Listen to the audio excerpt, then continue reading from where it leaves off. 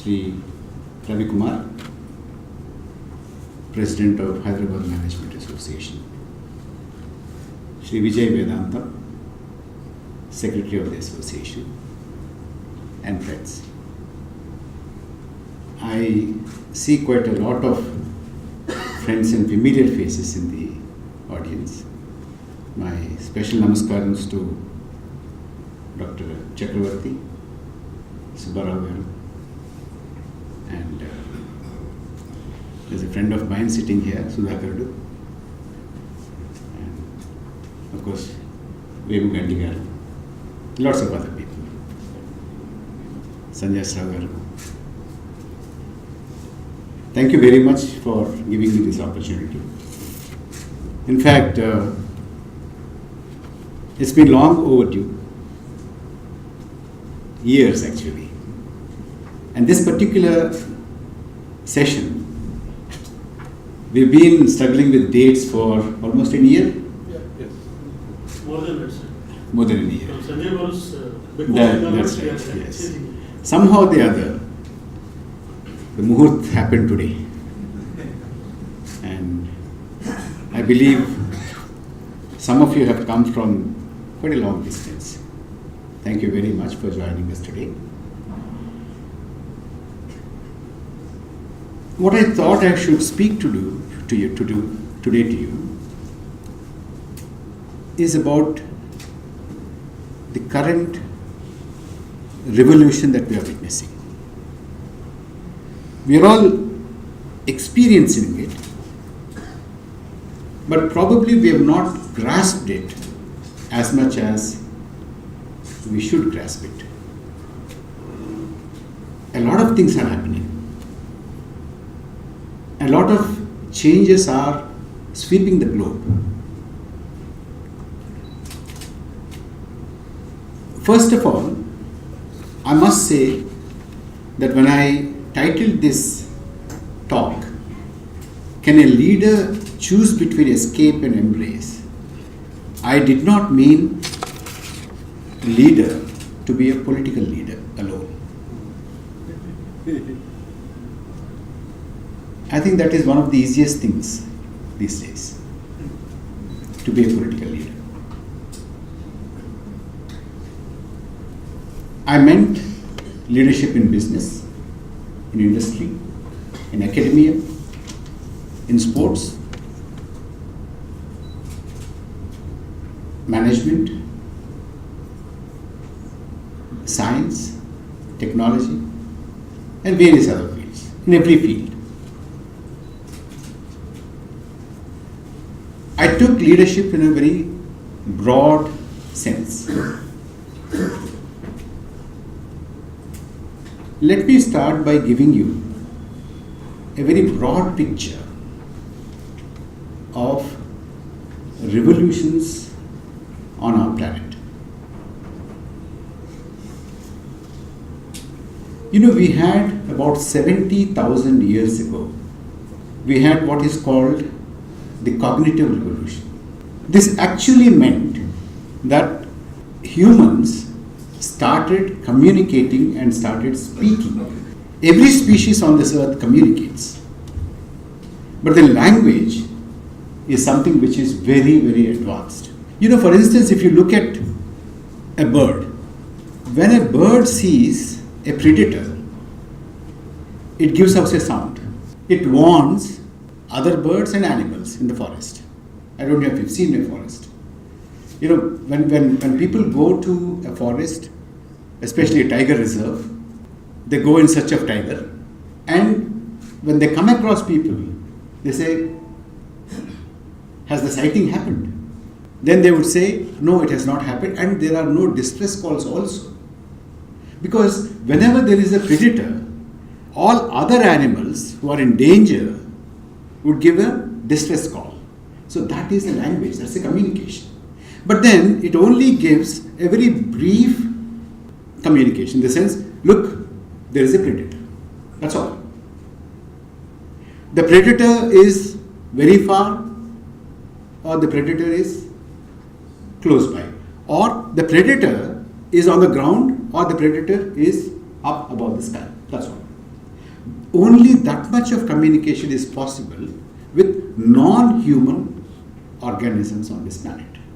But a human being can tell you, look, the predator has just stopped his car outside the gate and is coming into the gate, is already crossed, he's climbing up the steps and he has taken a left turn and is coming into this room. That is the human communication. A human communication is a detailed communication. So that happened sometime around 70,000 years ago on this planet. That was the first revolution. And those species that did not have this revolution in their process of evolution have either vanished from this planet or surrendered to those species which have evolved to capture this revolution. That is one. And about 12,000 years ago, almost 58,000 years after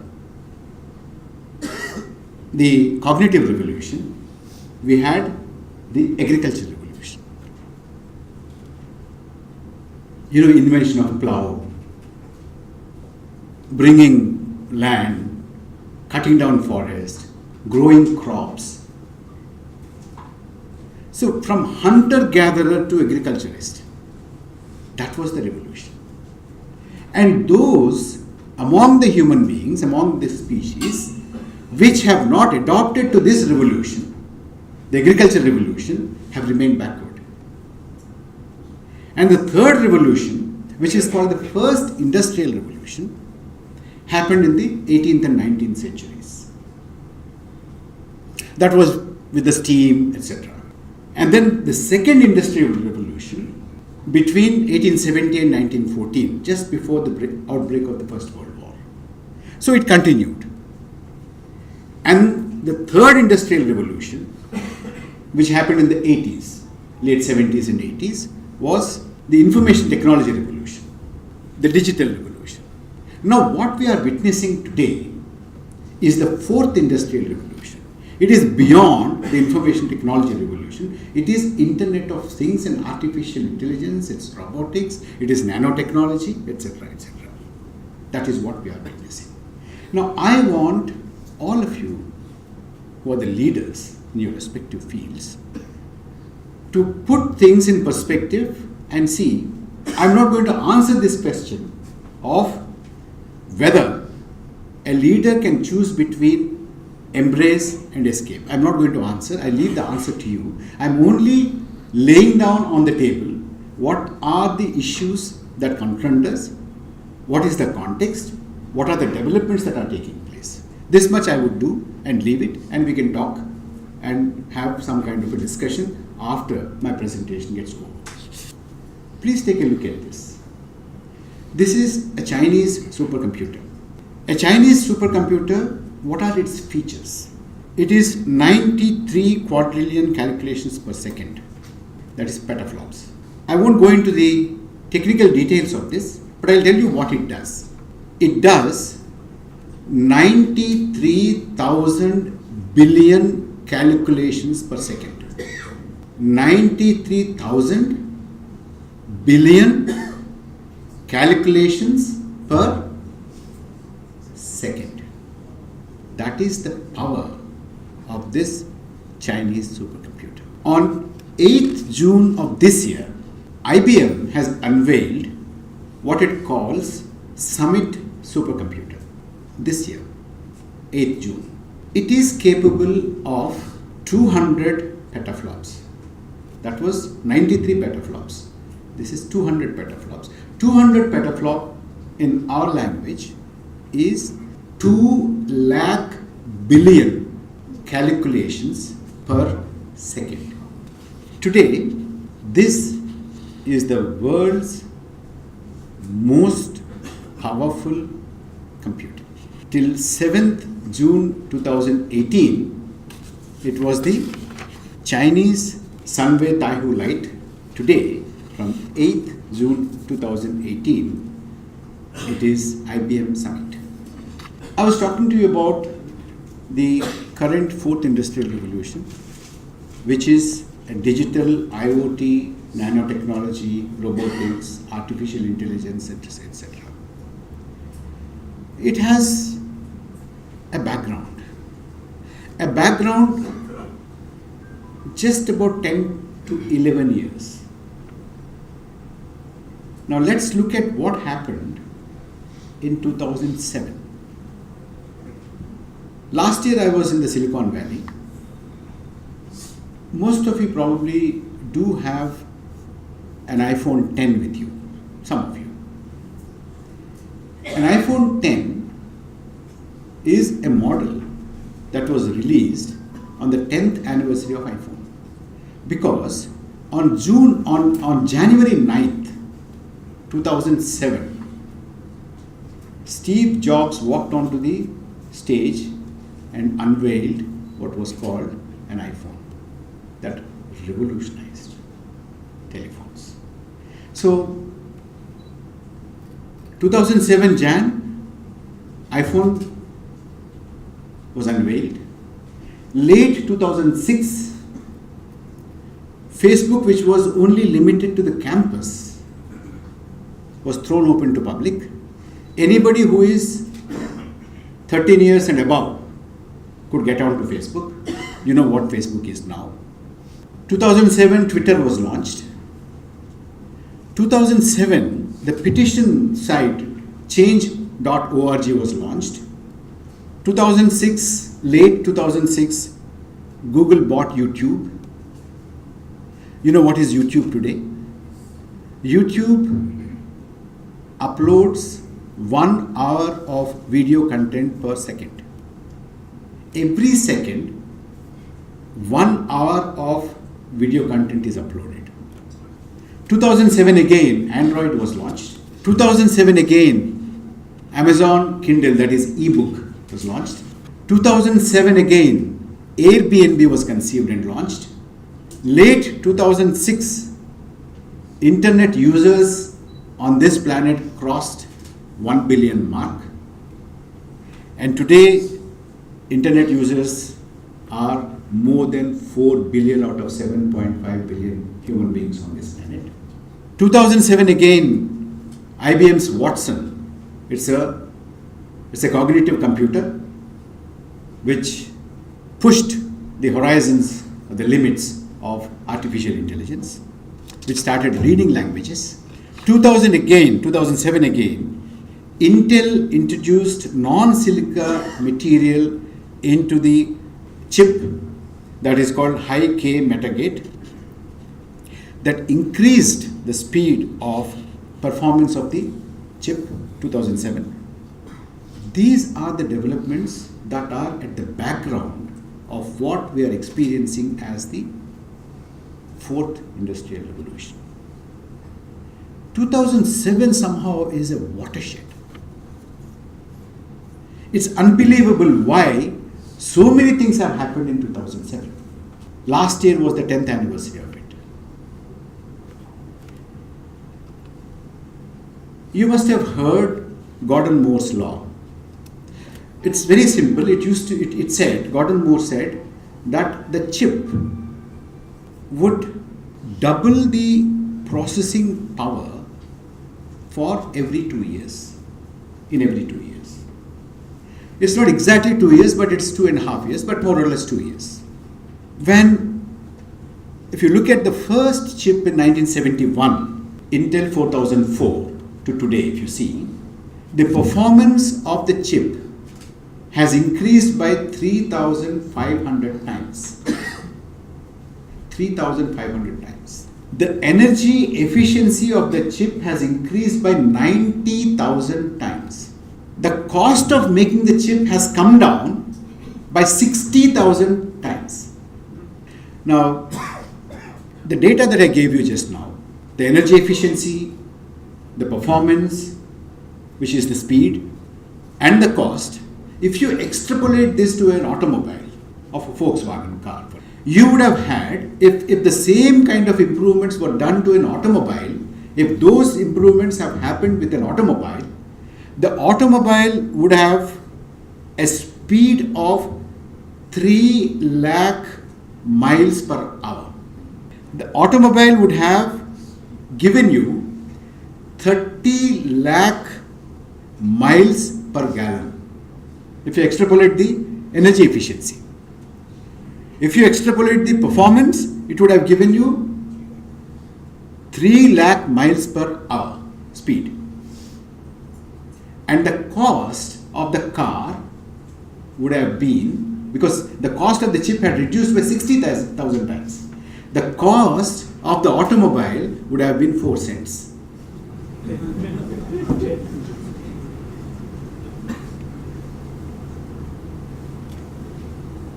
That is the kind of revolution we are talking about. That is the kind of revolution that we are living amidst. Dr. Chakravarti had talked about disruption and Schumpeter's creative destruction. Disruption is happening at such a rapid speed. See, we talked about cognitive revolution, and for an agricultural revolution to take place, it took 58,000 years.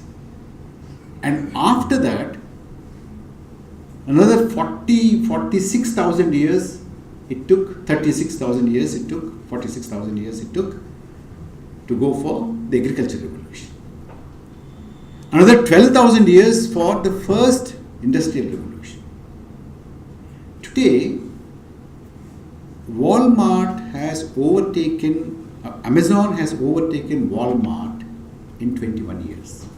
Tesla has overtaken General Motors in 14 years. Uber had overtaken Tesla in 7.5 years. Today, the calculations are that for a newcomer to challenge an incumbent and overtake that incumbent, it would take 3.5 years. In the United States economy, which is the biggest economy still, in the United States economy, 20% of the jobs are created by the companies which did not exist 1 year ago. Just 1 year ago. They were not there. They create 20% of the jobs in the biggest economies in the world. That is the kind of disruption that we are talking about. All this is possible because of the new digital revolution and the present fourth industrial revolution. Now look at the top market cap value companies in the world.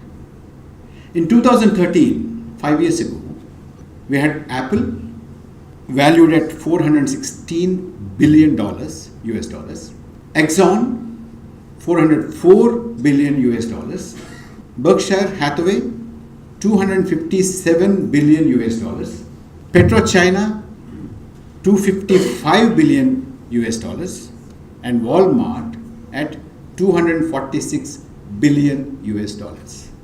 5 years later, that is in 2018, Q1 I'm talking about, in 2013, only one of them was a tech company, Apple.